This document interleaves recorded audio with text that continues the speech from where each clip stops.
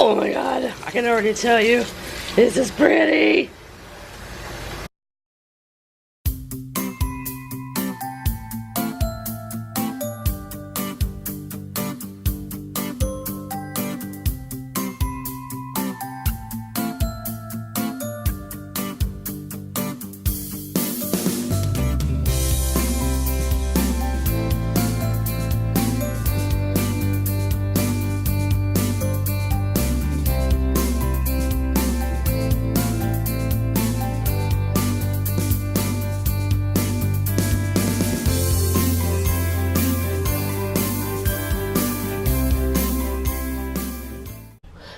This is a big tote. I don't know, 24-gallon tote. That's what I keep my soda ash water in because I tie-dye in such big batches. You can keep your soda ash water for quite a while. It's so focused. I am going to re-soak this so it will accept the dye. We're going to pop it in here and we're going to let that soak, I don't know, anywhere from 20 minutes till tomorrow, whenever I think about it. So make sure it's good. I'm gonna mix up the soda ash water. There we go. Now, let that soak. Hey y'all, so I am doing an over dye, and I have a scarf in here in my soda water. It's been in there really too long. But you can see it's dyed my soda water. I'm gonna have to dump it after this one. But this scarf is primarily yellow and orange, and they want more orange and hot pink added to it. So that's what I'm going to do today. I use the Procyon, however you say it, dyes. So I've got fuchsia red, orange sherbet, and hot pink that I'm going to add to this scarf. I had to clean off my table. I normally do all my crinkling and everything in the kitchen, but everybody's watching TV, so I'm doing it in here on my work table. So I pulled this out of soda ash and water that it's been soaking in, and I just hand wrung it out. You want it damp but not wet.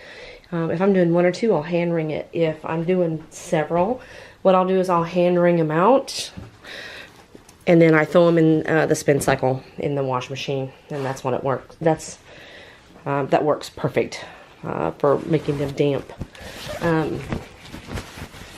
So you can see this design that's already on there like a tire stripe. So I'm going to do a crinkle on one side and probably a folding technique on the other, and then rubber band it up. I got to figure out a way to move my lights. Well, I'm going to do this. What it is. Yeah, that works better. So, I kind of want to keep that little tiny green dot, so I'm going to start on this side. I'm probably not going to add any more orange to this. I think we've got enough orange, but I am going to add hot pink to it. So I'm going to do a crinkle, or I don't know, I call it a crinkle. So with your wet fabric, basically mush it up, walk your fingers across it, keep drawing it in. You see, well, I'll show you. So I'm going to do a crinkle style on one side, and then a folding on the other. Make it a real hodgepodge kind of design. This says 100% cotton muslin. It's light. It's really good for spring wear. I also make flannel ones for winter wear. But this way you can have your tie-dye all year. So I'm just crinkling randomly, just balling it up. No.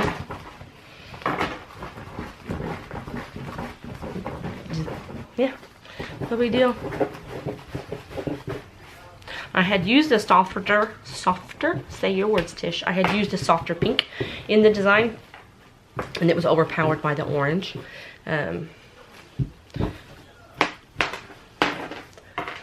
Okay, so if you can see my, yeah, okay, boy, this is better for me. Anyway, it's all about me.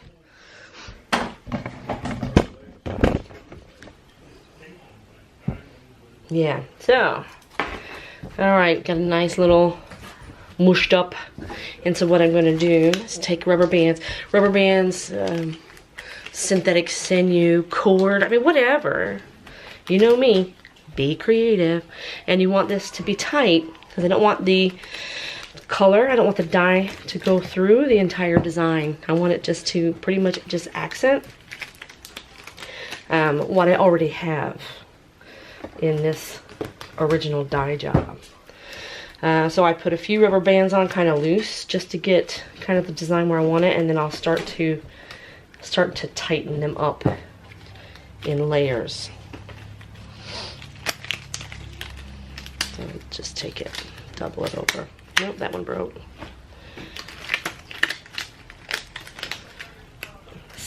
Scrunch this. And you don't want it so tight that it folds up. You want it to lay flat. So you have to kind of finagle it around a little bit.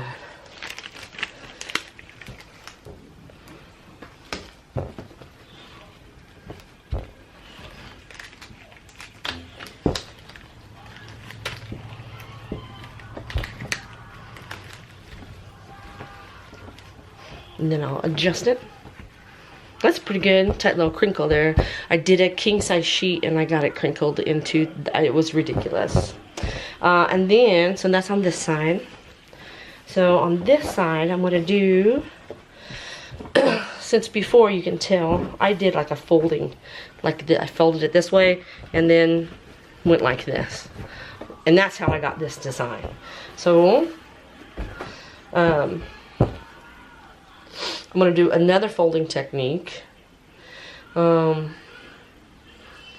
see, how do I wanna do it? I'm gonna do a different style.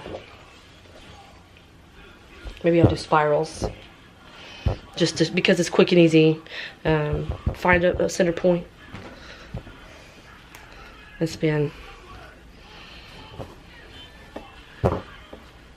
And help it stay flat while you're spinning.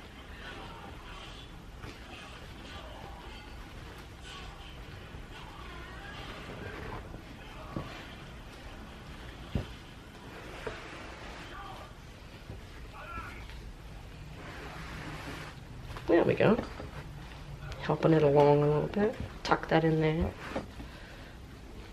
There are crazy, crazy advanced designs that you can do. I am not at that level of artistry. I just like to have fun. Okay.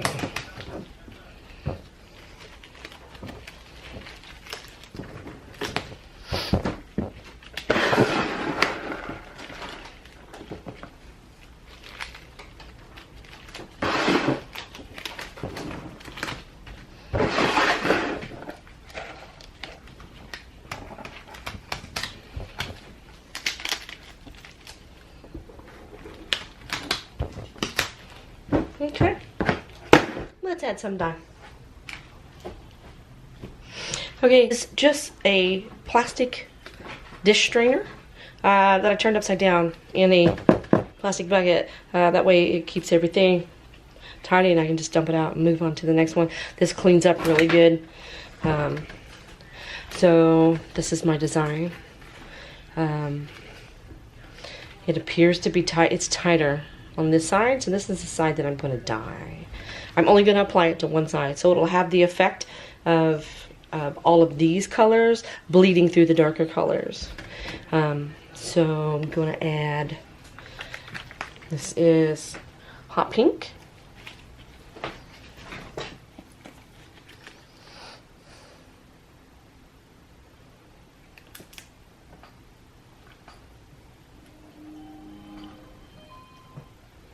This hot pink is not very hot. I just put a lot on there. And fuchsia red. I'm just going to put that around the edges.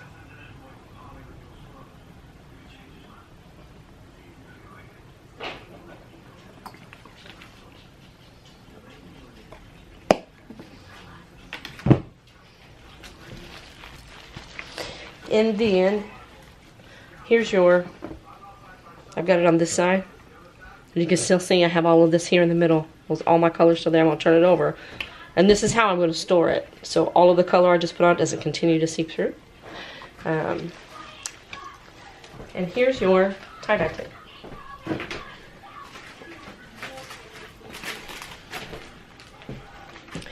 Most people put their tie-dye in just a plastic shopping bag and leave it somewhere to set, anywhere from, if it's warm, if it's really warm, 6-8 hours. If it's cooler, 1 day, 2 day, because these dyes, Dharma training dyes, if they're cold, they take longer to react.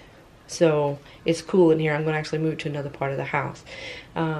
If you use a plastic shopping bag, you need to add urea to the water because it helps to hold the water in the cloth so it doesn't dry up. Your dyes need to stay wet to react. So I reuse Ziploc storage bags. These will hold up to a XX t-shirt, 60 to 80 inch scarf. It holds a lot. So if I'm doing anything big like tapestries and stuff, then I'll add urea to my dye so they stay wet. So here, this is gonna set in my little Ziploc bag. We're gonna let this sit for 24 hours. Till I remember. That's how long we're gonna let it sit, till I remember. Okay, here we are. It has, this piece has sat since, today's Tuesday, Sunday, 2 days. The room was cold in there, so I let it set for a little bit longer. Just because, like we talked about before, temperature can affect the, how fast the dye actually reacts to the fabric. So, we're going to start rinsing it out.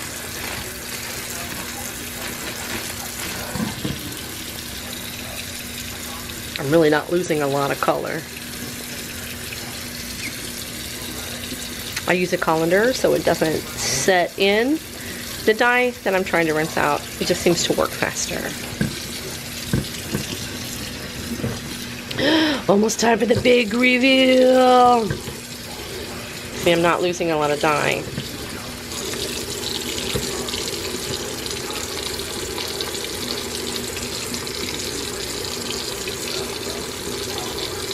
It seems like the teals and the greens are the ones that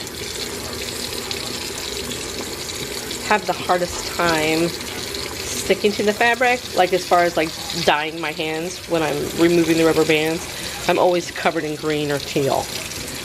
Not so much in the reds and oranges. Oh my god, I can already tell you, this is pretty. Alright. When we get done rinsing this, we'll rinse it till the water runs pretty clear.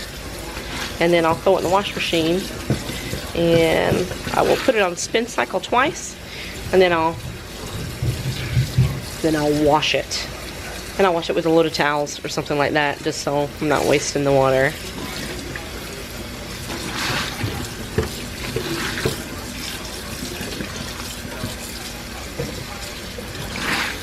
So if you remember, I worked around that green spot, so there would be just that splash of oddball in there, kind of like a signature, like a thumbprint. I like doing that, putting one little oddball kind of dot in my work.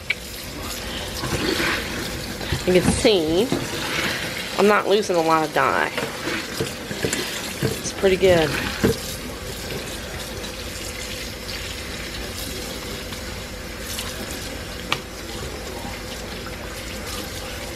So with that over dye, we still kept a lot of the original design. That tiger stripe that it looked like, that stripey, So we did the crinkle on the one side and the twist on the other side.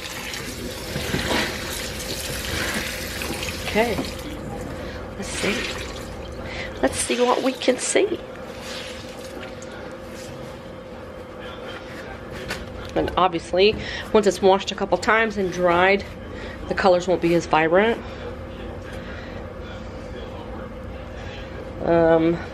Wow. Let's see. And we'll go out, we'll go this way. Yeah. These spirals, look how they turned out. And then there's our thumbprint. Going out across here. We're going into the crinkle. So the crinkle really took out a big old chunk of the yellow and the orange and put that hot color in there. And then going towards the end of the crinkle, we start to go back to the original, but that crinkle really took over the design so it doesn't look so tiger stripy. Wow, that really turned out pretty awesome. All right, into the washer we go. Well, we'll do this.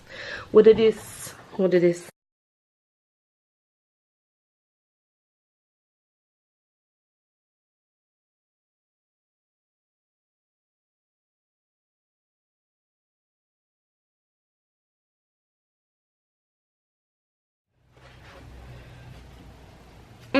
I wonder if I got room. Oh my gosh.